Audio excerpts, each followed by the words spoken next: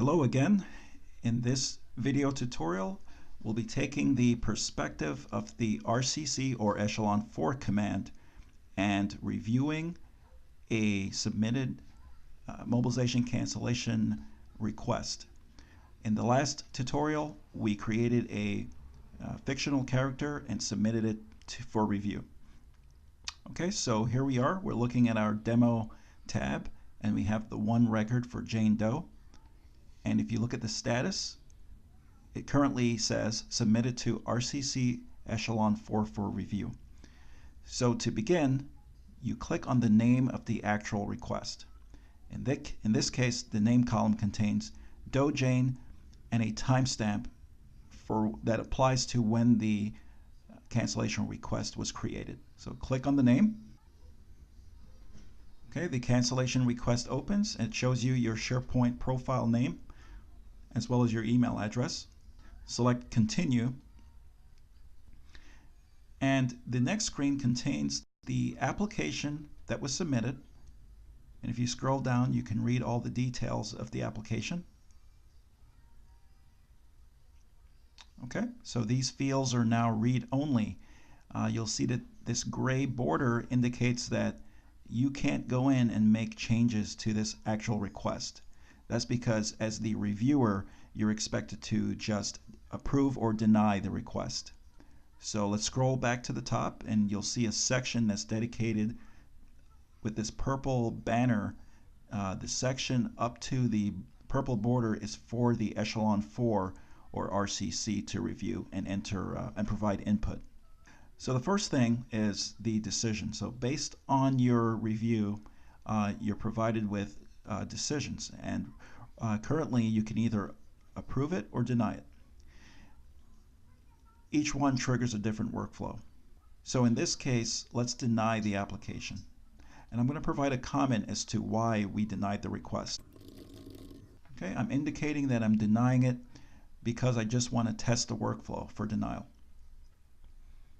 One thing to point out is that when you selected the decision, the submitted by as well as the submitted date was populated with your preferred name.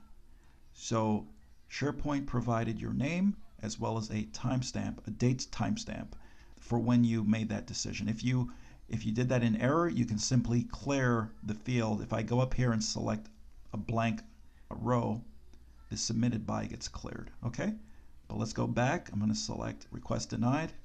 I'm going to keep my comment, and I'm going to go from there. Something else to point out, if you wanted to provide additional comments, you could insert comment here. If you hover over this little icon and the text that's next to it, you can insert another row. Okay, and you can continue to do so as many times as you need. To remove the row, you click on the left click on the arrow and you'll see the options: insert comment, remove comment. So I'm going to remove the comment.